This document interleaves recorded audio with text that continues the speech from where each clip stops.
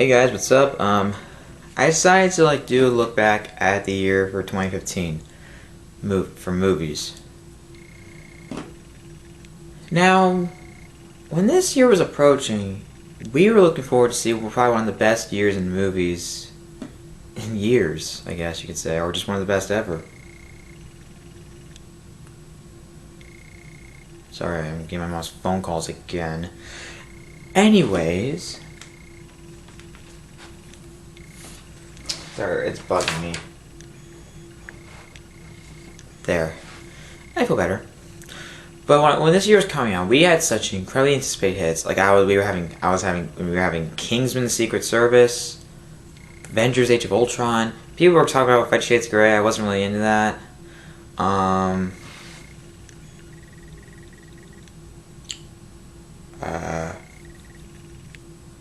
What else was coming out? Tomorrowland.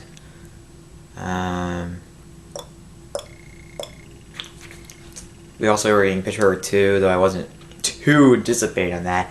Mad Max Fury Road. Inside Out. What else?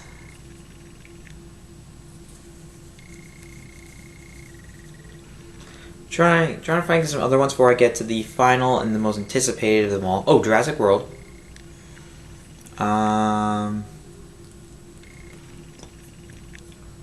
We're also getting the Hateful Eight. I'm actually excited for that.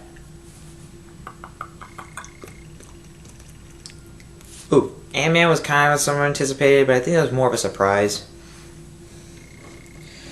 And of course, Star Wars Episode 7, The Force Awakens. See, to be honest, when it came to this year, there'd be so many films that I love. I'd be so conflicted for best of the year. I'm kidding, Star Wars would be number one, obviously. But in my opinion, there's a lot of films I was excited for that I didn't really love. And that's a big issue, because in 2014, there was a lot of films that I loved and talked about. Like Whiplash, The Grand Budapest Hotel, Boyhood. God damn it. What else am I thinking of?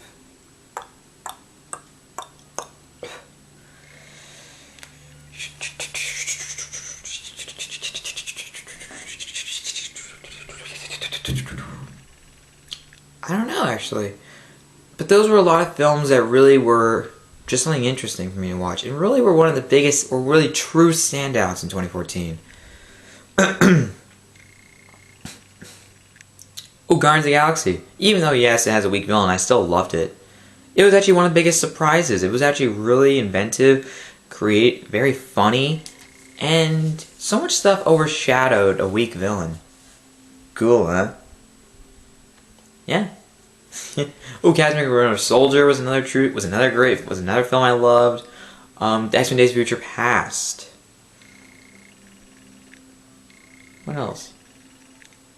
See, those were a lot of films I gave 5 out of 5s and were truly one of my standouts. Here, however, there hasn't been as many 5 out of 5 films, though I'm hoping that would change in the months to come. To help really get help with the fact that, yeah. The films I've given 5 out of 5s were Mad Max Fury Road, Inside Out, The Gift, Love and Mercy, and Ex Machina. Now, they're not in any sort of particular rank. I'm just saying the films I gave. Now, yes, it's 5. There were more films in 2014 I gave 5 out of 5 than this year. What did I tell you? To be honest, I think the next film that could be a 5 out of 5 for real is Star Wars. I mean, nothing else to say about that. But so far for this year, I just felt like it was a little overhyped. See, with all these big films coming out, highly anticipated hits, you'd think they'd just be, incredible. They'd just be great and be true standouts. Tomorrowland, unfortunately, was one that I was really looking forward to because of the smart marketing campaign that was just very vague. You didn't know much about it. Talented cast, like George Clooney in the cast. Also, you have Brad Bird as co-writer and director. Now, I know some people don't like Damon Lindelof as a writer, and that is fine. I haven't seen a lot of his films to really give my opinion on him. I did see Star Trek in Darkness, but I don't know how much he contributed to the script because Alex Kurtzman and Roberto Orci Campolo contributed to that script also, so I don't know how much he contributed to, but I guess he contributed enough to get a credit, so I guess it says that, hey, he could be a good writer. I haven't seen Prometheus, or really any films that he has co-written or written altogether. Just saying. But the film was a bit of a disappointment. While I still thought it was more good than bad, I gave it a 3 out of 5, I still had to say I was a little disappointed in terms of the last act, particularly with the story. It just had some interesting ideas and messages, but the problem is I felt it got bogged down by a script, by kind of like an uneven script, I guess you could say. I felt like it became more uneven in the last third because the change in tone was not very smooth. It just didn't work for me. It was an enjoyable film. I liked some of the ideas, and I did understand, and I liked the ambition and how original it is. Sure, it's based on a theme park ride, but the way it was executed is original. But I was left a little let down.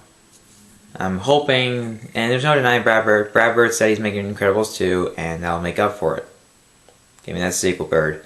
I don't hate him for doing this. I mean, I know he I know he turned down Star Wars Episode 7. I know he can do a Star Wars film. But I understand what he did, and I respect him for what he tried, and I respect him for trying. But unfortunately, I have to say the film was far from perfect, and unfortunately was a big disappointment for a guy who had such a great string of major critical success. Not box office success. I mean, sure, that because The Iron Giant was not a big success, it was a massive critical success, but not commercial. Though I think it came after that. Though I think that happened later on. Though I think after The Incredibles onwards, it became commercially successful. But he also had a lot of critical acclaim. So he's a guy that had a lot of success, and while yes, not every filmmaker can make a perfect film every time, he was a guy that I was really excited for, and I was left a little let down. But still more good than bad. I'll leave it at that. In terms of really surprising films, The Gift was one of the most unique ones. I thought it'd be like another crappy cliche thriller that just with this lame plot twist, cheap shocks, thrills, and all that crap. Turns out completely different. Now, I haven't seen any of Joel Edgerton's films that he's written, but I do know the ones he's written do have good reviews, so I hopefully will find them and give him a shot. And this is a directorial debut, and I have to say, this really did impress me. I mean, there's 2 directorial debuts that I liked. I'll get to that. I'll get to the other one in a minute. But he really did surprise me. Great use of cinematography, good tracking shots, great sustained tension. The tension builds at times. Great performances from not only Joel Edgerton himself, who actually directed the film, he also was one of the stars in the movie. He was good in it. You also have Jason Bateman and Rebecca Hall. Seriously, Bateman and up. He's not that comedic actor anymore. He actually is a very serious, nuanced actor.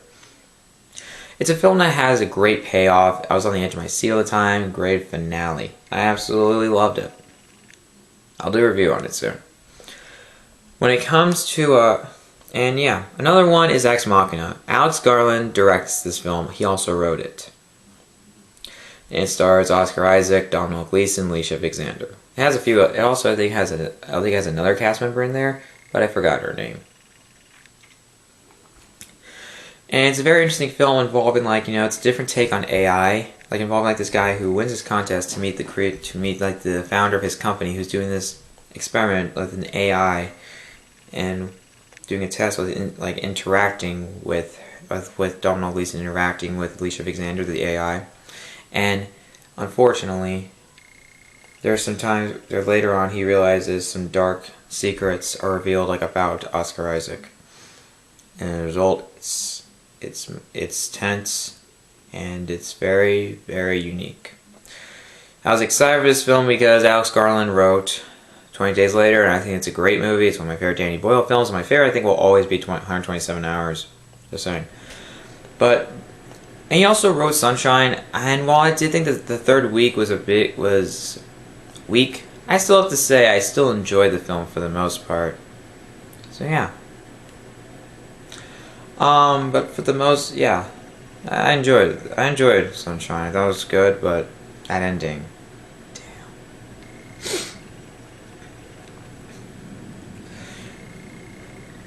Anyways, let's get to it. The thing about it is that he really manages to offer up a unique, original way of AI. There's some beautiful great production design, beautiful cinematography, great use of lighting that just appeals to the eye. And even when they use CGI, it's actually really good. I think there's very minimal CGI because it has a low budget, but seriously, It worked. The CGI in there is way better than any of these high-budget movies. Than certain high-budget movies. That's sad, you know? Damn. Really does make me sad. Anyways. Yeah, that's pretty cool. It was a major standout for me. Great performance, fantastic performances from Oscar Isaac and Alicia Vikander. Donald Gleason was also pretty good, but Oscar Isaac and Vikander were true standouts. There's some other good film. I mean, Avengers: Age of Ultron. It's more of a 4.5 out of 5 for me because there are some scenes that don't seem to really have much of a purpose, rather than just set up other Marvel movies. And it's just not the first movie. That's my own complaints with that one. It's very minimal, but I have to say, it was a lot of fun. Great special effects, great action sequences. The cast is still good together. A great villain in Ultron, though I felt like his development was a bit rushed. I still had fun with him. He was a lot of fun. And although Quicksilver is not as cool as, you know, the one in X-Men Days of Future Past, he's still fine here. I still liked him here. Even though the Russian accents from Quicksilver and Scarlet Witch were not very good. Their performances were fine, but their accents needed some tweaking. Well, it's not. Well, I thought it could have been great. Unfortunately, it wasn't. But it wasn't too bad. It was still 4.5 out of 5. Ant-Man was a big surprise. I was still hopeful for it because Edgar Wright was directing it. Like Edgar Wright was directing it, I was actually really excited, and then he left, which pissed me off. But I was still hopeful, because Marvel has proven. Because Marvel did surprise me with Guardians of the Galaxy last year. And I had to say, while I didn't love it as much as Guardians, I still had a lot of fun with it. Great effect, some of the best effects work from Marvel. It's probably one of the funniest and most daring since Guardians of the Galaxy, though I'm not sure if it is the funniest. I think Guardians of the Galaxy is still funnier. It's fun, funny, great charming performance. Paul Rudd does a great job in the role, and so does Michael Douglas. He's pretty freaking awesome. Only issue with that film is the villain. He was weak. 4.5 out of 5. Another film, like Kingsman Secret Service, was also a lot of fun. I think it was like a homage, like a throwback to old James Bond movies, while also being kind of its own thing. It was kind of sad for it being delayed last year, because it was coming out I think like last year. And unfortunately, I didn't get that. But I was still excited for the movie because Matthew Vaughn, I never really saw any real faults from him in directing a film. I had a lot of fun with it. Sure, he produced Kick-Ass 2, and I thought that was kind of okay. I was still hopeful. I'm a huge fan of Matthew Vaughn. I love Kick-Ass, X-Men First Class. I haven't seen a lot of his films. I haven't seen Layer Cake or Stardust. I will watch those one day. Don't hate on me forever, but I am becoming a huge fan of him. And of course, I enjoyed his work here. Good action sequences, good performances. It's very funny. It's very violent. Actually, I admit I was very surprised at that. It's just a lot of fun. Just so much fun to watch. 4.5 out of 5. Another one was While We're Young, which was a film written and directed by Noah Baumbach. I'm getting into that guy. I actually watched Squid and the Whale recently. And yeah. I'm hoping to watch Frank is Ha, and I know he got a new film out called Mistress America, and I'm hoping to find that one day and watch it because, you know, I'm growing fond of this guy. I mean, he's worked with Wes Anderson twice, like writing the script helping him on the script for Fantastic Mr. Fox and Life Aquatic with Steve Zissou. Cool, huh? And actually, Wes Anderson actually co-produced The Squid and the Whale. So they have a great friendship and great partnership. Ben Stiller and Naomi Watts are great together. So are Adam Driver, Amanda Seyfried. The film's actually pretty funny. Makes a lot of good observations and comments on generations, and it's kind of nice seeing these two different generations of people colliding, and you know how they just respond, like how they approach technology and all towards technology. I actually like some of the messages it gets. It even gets messages like on youth, the generation gap, and even like on documentaries. I actually was a little surprised by that.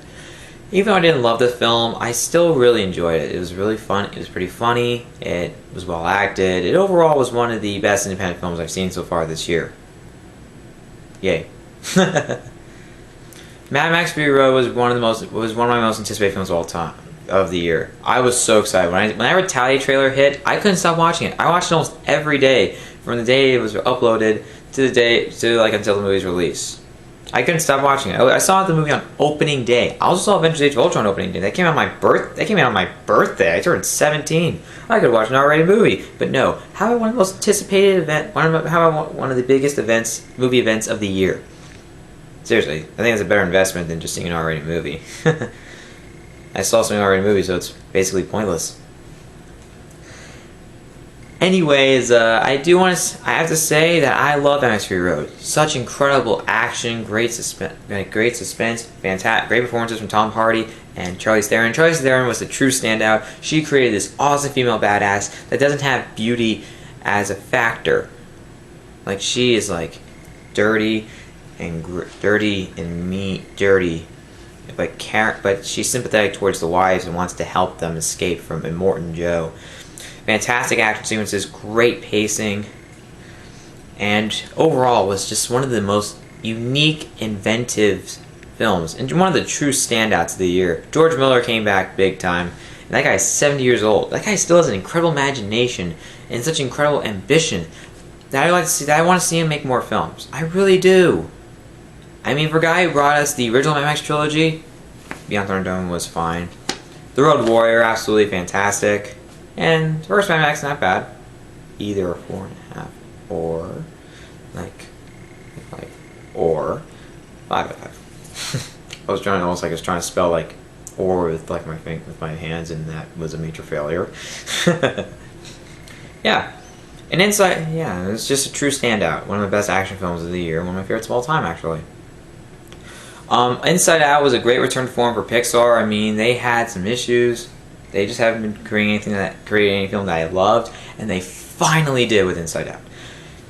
For the first time in years, they finally made one I truly loved with Inside Out. Inside Out was incredible. It was hysterical. It's so inventive, beautifully animated, great voice cast. It might be the funniest Pixar film. It might just be.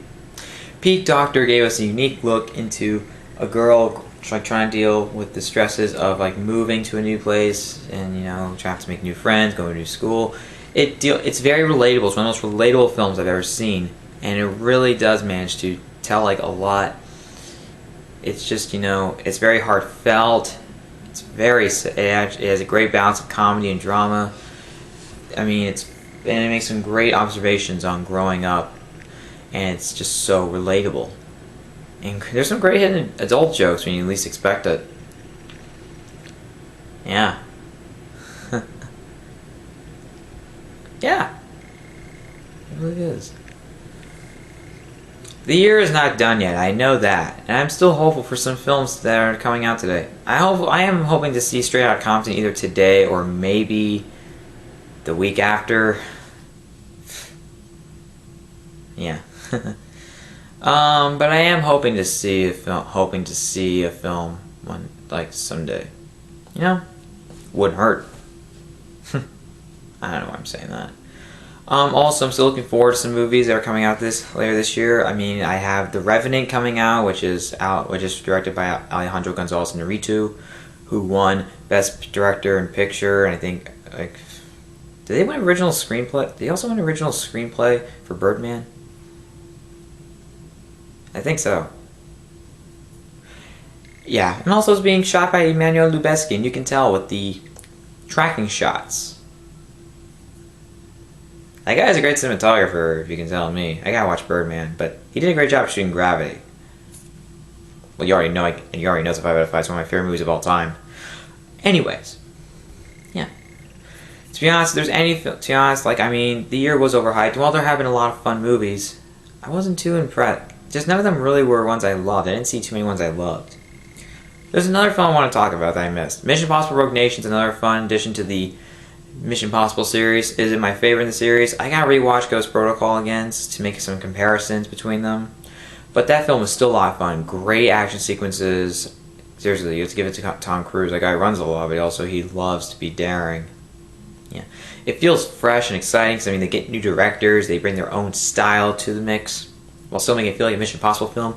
Great comedic relief from Simon Pegg and Ving Rhames and even Jeremy Renner at times. The entire team is great together. Rebecca Ferguson is just an awesome badass. The villain, however, is the weakest part. Sean Harris, like, he did this voice thing. He did this voice. Something with, like, he did this thing with his voice that was just kind of silly and kind of almost took me out of it. But as a whole, he was, you know, I mean, he's not the worst villain. Though my favorite will always be Philip Seymour Hoffman in Mission Impossible 3. So, yeah. Yeah. It's a lot of, I mean, this movie is so much fun. I mean, Tom Cruise is awesome as Ethan Hunt again. Sean Pegg is good. He gets much more to do. He's great comedic relief. It's never forced. He has a likable presence. And I have to say, he's really damn funny. Another film I want to talk about is Dope. I have like 4 minutes left on this thing. Dope was a pretty entertaining film it's full of energy, and there's even some cool music to listen to at times. Great performance, an excellent performance from Shameik Moore. And it's a film that has a good message, though it has one issue. There's an issue with this film that I had with. The message gets conflicted by this like drug subplot, and there is this drug subplot that does kind of almost conflict the message in a way. And also there's just like one supporting character that just came in at one point in the movie, then she wasn't there for a while, then she came back. It just felt like she just didn't have much of a purpose. But it was very refreshing. It's an original film, and I'm hopeful that you saw it because it is one of my favorite indie films of 2015, though my favorite might just be Ex Machina. I'm happy though that I get a 4.5 out of 5. Yeah. It's just not perfect. That really makes me sad. But anyways, let's get on. Let me just say, the only film that can beat me, I'm still tied between Mad Max Fury Road and Inside Out for best film of the year so far, but I think the one that will just automatically just make that irrelevant, Star Wars Episode 7. Because, I don't know, pointed. But anyways, like Star Wars, I mean, it's going to be probably the highest grossing film of all time. It might just be Avatar, because Star Wars is so damn big. Nothing else to say. Nothing else to say. It'll be one of the biggest film events of the year and probably of all time. I mean, Avatar was huge. It's a bit overrated from a story basis, but it's a visual masterpiece. Let's say that. Not a masterpiece of filmmaking, but a visual masterpiece. Anyways, I am hoping for that film to be great. It would bring. I think it'll help Star Wars help reintroduce Star Wars to the big screen, big time. And I'm hopeful for J.J. Abrams. Anyways, I really am hoping that the film will be great, and I just think it will. I think it will be. Anyways, guys, this is my look at the year 2015 so far for movies. Comment below. What do you think of the year so far? Do you think it's a bit overhyped? Are there some films that you like Are there some films that I didn't mention that I liked? And what is your opinion on the year so far? Basically, comment below and subscribe to my channel for more videos.